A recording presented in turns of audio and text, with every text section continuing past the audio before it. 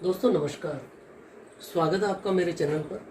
दोस्तों आज हम जिस टॉपिक पर चर्चा करेंगे वह है आधुनिक भारतीय इतिहास का किसान आंदोलन से संबंधित एक इम्पोर्टेंट टॉपिक है जिसका कि नाम है पावना विद्रोह या हम कहें पावना आंदोलन। दोस्तों यह एक किसान आंदोलन था। पावना जो है यह एक किसान आंदोलन था और देखा जाए तो यह है जैसे आम विद्रोह हमने देखे थे जमींदारों के विरुद्ध उठते या किसान जो है जमींदारों की नीतियों से तंग आकर जो विद्रोह या आंदोलन करते थे, वैसा ही यह विद्रोह है पावना विद्रोह। हम देखें तो यह विद्रोह जो था वह अंग्रेजों के विरुद्ध नहीं था, अंग्रेजों के विरुद्ध न होकर पूर्णतः जमींदारों के विरुद्ध था। ये पूछा जा सकता है कि क्या ये विद्रोह जो है ये विद्रोह अंग्रेजों के विरुद्ध था, तो यह अंग्रेजों के विरुद्ध नहीं था। तो इसमें सारी जानकारियाँ आज हम देखेंगे, सारे तथ्य देखेंगे कि पावना विद्रोह से संबंधित सवाल कहाँ कहाँ से पूछे जा सकते हैं, यानी कि जहाँ जहाँ से संभावना बनती है सवाल को, वो सारा मैटर आज के इस वीडियो में देखेंगे। तो शुरू करते हैं पावना विद्रोह। तो पावना विद्रोह शुरू करते हैं तो सबसे पहले इसके सन की बात करते हैं। टाइम पीरियड क्या था इसका, तो 1873 से लेकर 1876। दोस्तों इम्पोर्टेंट सन है 1873 से लेकर 76 तक। यह सवाल मिलान में पूछा जाता है कि निम्न को मिलाइए या सुमेलित कीजिए, तो इसका जो सन हमें सुमेलित करना है वह 1873 से लेकर 76 तक रहेगा। इसके बाद देखते हैं इसके क्षेत्र की कि कहाँ पर यह विद्रोह प्रारंभ हुआ था। तो दोस्तों जो पश्चिम बंगाल है, पश्चिम बंगाल का जो पावना जिला है, दोस्तों इसको पावना विद्रोह या पावना विद्रोह दोनों ही कहा जाता है। तो दक्षिण बंगाल का जो पावना जिला है, यहाँ का एक परगना था, उस परगने का नाम है यूसुफजई। यूसुफजई यह परगना था जहाँ पर कि यह विद्रोह प्रारंभ हुआ था, जहाँ से ये विद्रोह प्रारंभ हुआ था। तो क्षेत्र की हमने बात की यूसुफजई परगना, नाम आता है पावना जिला। परगना जो है दोस्तों तहसील होती है। तो यहाँ हमने दो चीज़ें देखी, 1873 से 76 इसका टाइम पीरियड और पश्चिम बंगाल के पावना जिले के परगना जो था यूसुफजई, वहाँ से यह विद्रोह जो है प्रारंभ होता है। अब बात करते हैं इसके नेताओं की। तो प्रमुख नेताओं को लेकर सवाल पूछे जाते हैं। तो इसके प्रमुख नेता जो थे वह थे ईशान चंद्र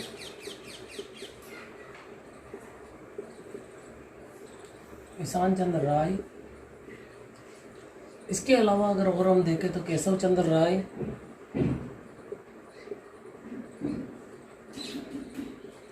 ईशान चंद्र राय, केशव चंद्र राय। इसके अलावा दो व्यक्ति और थे जिसमें से एक थे शंभूपाल और एक थे व्यक्ति जो थे उनका नाम था खुदी मल्लाह।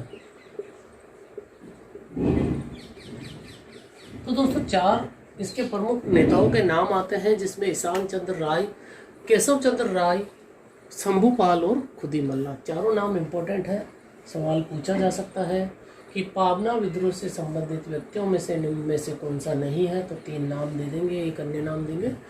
तो ध्यान में रखिएगा, नोट कीजिएगा इन नामों को, ईशान चंद्र राय, केशव चंद्र राय, शंभूपाल और खुदी मल्लाह। तो तीन चीज़ें हमने यहाँ देखी, 1873 से 76 इसका वर्ष, पावना जिला, परगना यूसुफजई और चार इसके जो प्रमुख नेता थे उनके बारे में। अब देखते हैं इसके कारण क्या थे। देखते हैं इसके कारण। दोस्तों जो अमूमन कारण हम देखते हैं हमेशा कि जो अत्यधिक लगान वसूली या जमींदारों द्वारा शोषण है, तो यही इसका भी विद्रोह का प्रमुख कारण था। तो पहला हम देखते हैं इसमें अत्यधिक लगान वसूली।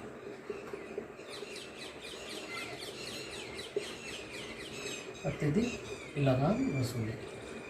दूसरा एक प्रमुख कारण था इसका कि दोस्तों एक आया था, अधिनियम आया था 1859 का अधिनियम। तो 1859 के अधिनियम में 1859 में अधिनियम 10 के तहत, तो 1859 के अधिनियम 10 के तहत काश्तकार जो थे, काश्तकारों को जमीन के कुछ अधिकार दिए गए थे, तो जमीन के अधिकारों से जमींदारों द्वारा वंचित कर दिया गया था।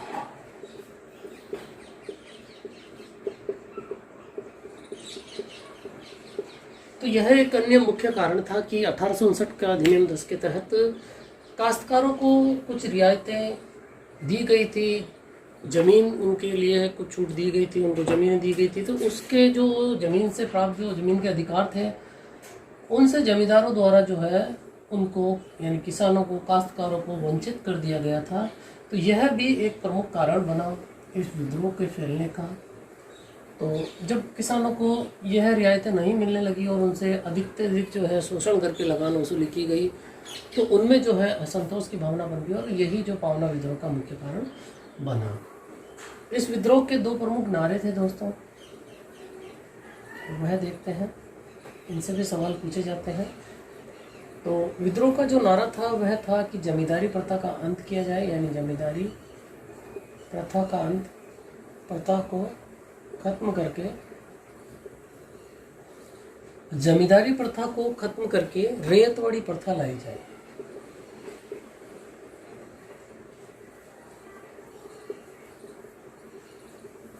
तो यह एक इसका प्रमुख नारा था कि जमींदारी प्रथा को खत्म करके रेतवाड़ी प्रथा लाई जाए। इसके अलावा एक अन्य नारा है, वह देखते हैं।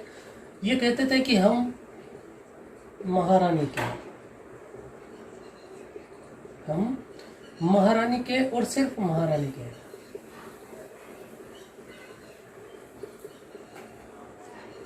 हम महारानी के और सिर्फ महारानी की रेत, यानी प्रजा, रेत बने रहना चाहते हैं।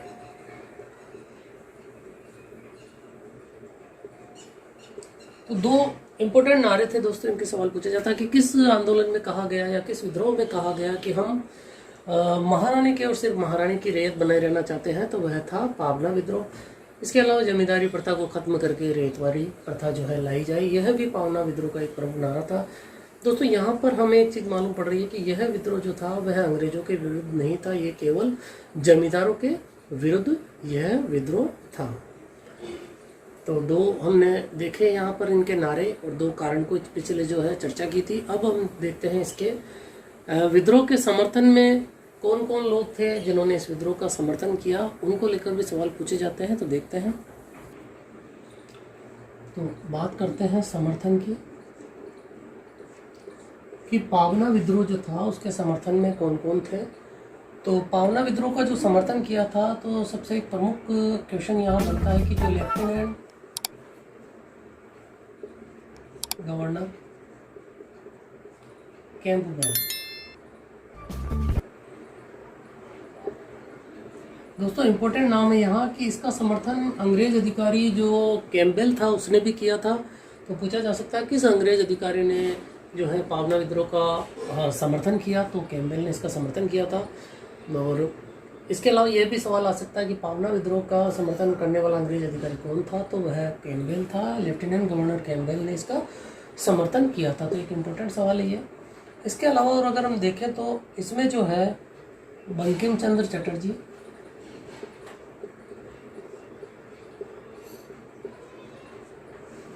बंकिम चंद्र चटर्जी द्वारा और रमेश चंद्र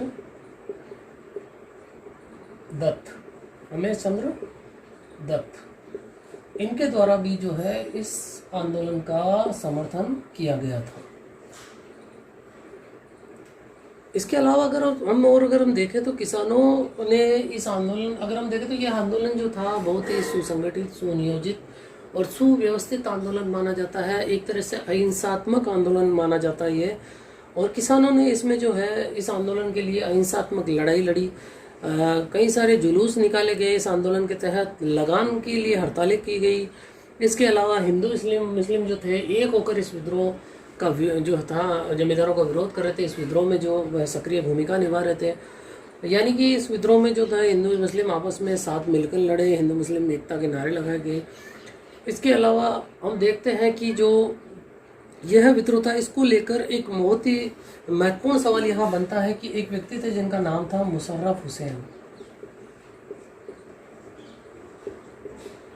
दोस्तों यहाँ ये इम्पोर्टेंट सवाल है, वेरी इंपॉर्टेंट लगाइएगा इसको। मुशर्रफ हुसैन द्वारा जो एक नाटक लिखा गया इसी पावना विद्रोह के ऊपर, मुशर्रफ हुसैन द्वारा एक नाटक लिखा गया, उस नाटक का नाम था दोस्तों जमींदार दर्पण।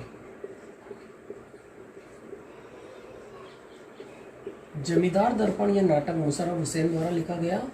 और किस विद्रोह के लिए लिखा गया? तो ये पावना विद्रोह के लिए लिखा गया था। तो पूछा जा सकता है कि पावना विद्रोह से संबंधित नाटक जमींदार दर्पण की रचना किसने की थी? तो मुशर्रफ हुसैन ने की थी। या किस नाटक में पावना विद्रोह की चर्चा है? तो जमींदार दर्पण में इसकी चर्चा है, जिसमें कि जमींदारों द्वारा जो किसानों का शोषण किया जा रहा था उसके ऊपर यह नाटक जो है एक तरह से व्यंग्य के रूप में लिखा गया था।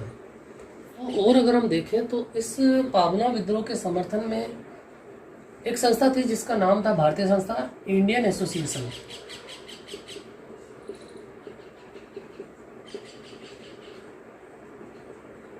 तो इस इंडियन एसोसिएशन के कुछ व्यक्ति थे जिनमें थे कि सुरेंद्र नाथ बनर्जी,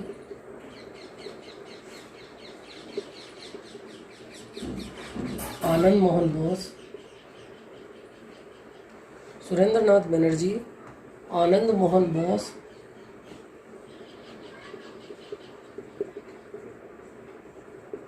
इसके अलावा द्वारकानाथ गांगुली। तो इस इंडियन एसोसिएशन के जो व्यक्ति थे प्रमुख सुरेंद्र नाथ बनर्जी, आनंद मोहन बोस और द्वारकानाथ गांगुली, इन लोगों ने भी जो है पावना विद्रोह का समर्थन किया था। तो समर्थन करने वालों में हमने अभी देखा लेफ्टिनेंट गवर्नर कैम्पबेल, अंग्रेज अधिकारी, इसके अलावा बंकिम चंद्र चटर्जी, रमेश चंद्र दत्त। मुशर्रफ हुसैन ने इस आंदोलन के ऊपर नाटक लिखा जमींदार दर्पण। इंडियन एसोसिएशन जो संस्था थी इंडियन एसोसिएशन, उसके सुरेंद्र नाथ बनर्जी, आनंद मोहन बोस और द्वारकानाथ गांगुली ने भी जो है इस आंदोलन का समर्थन किया। और इस आंदोलन का समर्थन करते हुए इन्होंने जो है इस एसोसिएशन ने कई सारी इस आंदोलन के लिए सभाएं की। पूछा जा सकता है किस आंदोलन के लिए, पावना आंदोलन के लिए निम्न में से किस एसोसिएशन ने या किस संस्था ने सभाएं की थी? तो इंडियन एसोसिएशन, जिसमें कि सुरेंद्र नाथ बनर्जी, आनंद मोहन बोस और द्वारकानाथ गांगुली थे। तो इन लोगों ने इस आंदोलन के लिए इनके समर्थन में जो है कई सारी सभाएं की थी।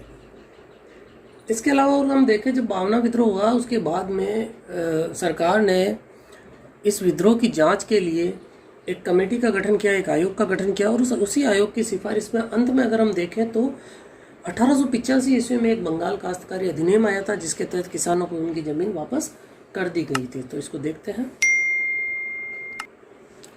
तो इसी पावना विद्रोह की जांच के लिए एक आयोग का गठन किया जाता है और इसी आयोग की सिफारिश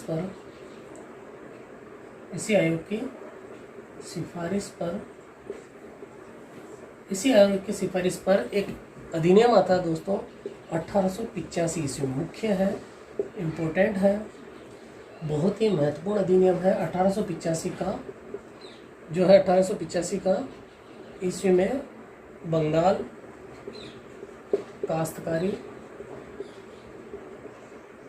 अधिनियम।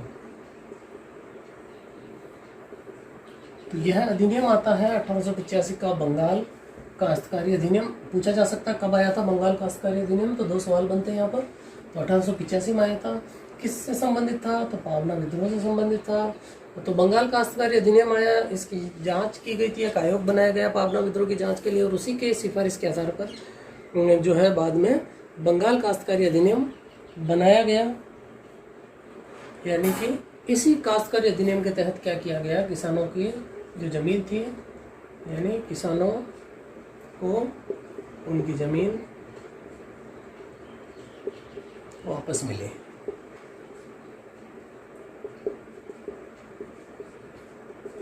तो दोस्तों 1885 के बंगाल काश्तकारी अधिनियम के तहत किसानों को उनकी जमीन वापस मिल गई थी। तो दोस्तों यह था पावना विद्रोह, या हम कहें पावना विद्रोह, जिसको कि आज हमने इस टॉपिक में देखा। जो सारी बातें यहाँ जहाँ से सवाल पूछे जाने की संभावना रहती है वह सारे हमने आज इस वीडियो में देखे।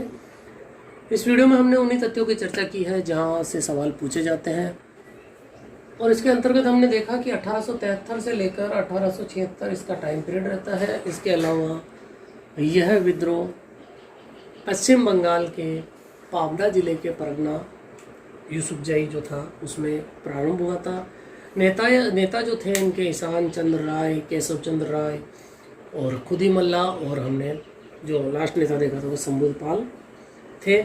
इसके अलावा जो इसके कारण जो देखे, इसमें अत्यधिक लगान वसूली, इसके अलावा जो अधिनियम था 1859 अधिनियम 10 के तहत जो किसानों को रियायत दी गई थी उनकी ज़मीनों के लिए, उसको जमींदारों द्वारा उनको नहीं दिया जा रहा था, उनके अधिकारों से उनको वंचित किया जा रहा था। इसके कारण जमींदारों के विरुद्ध इन किसानों ने विद्रोह कर दिया।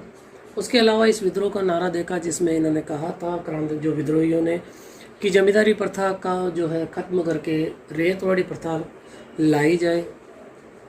इसके अलावा उन्होंने कहा था कि एक अन्य नारा था कि हम महारानी के और सिर्फ महारानी के रेत बना रहना चाहते हैं। उसके अलावा पांबना विद्रोह का समर्थन में एक अंग्रेज अधिकारी लेफ्टिनेंट गवर्नर कैम्पबेल भी थे, और बंकिम चंद्र चटर्जी और रमेश चंद्र दत्त जो थे उन्होंने भी इसका समर्थन किया था। और अंत में हमने देखा था कि किस प्रकार एक मुशर्रफ हुसैन जो थे उन्होंने पाबना विद्रोह के ऊपर जमींदार दर्पण नामक नाटक लिखा, और इंडियन एसोसिएशन जो संस्था थी उसके जो अधिकारी थे या जो कार्यकर्ता थे सुरेंद्र नाथ बनर्जी, आनंद मोहन बोस, द्वारकानाथ गांगुली, उन्होंने भी इसके समर्थन में, इस आंदोलन, इस विद्रोह के समर्थन में कई सभाएं की थी।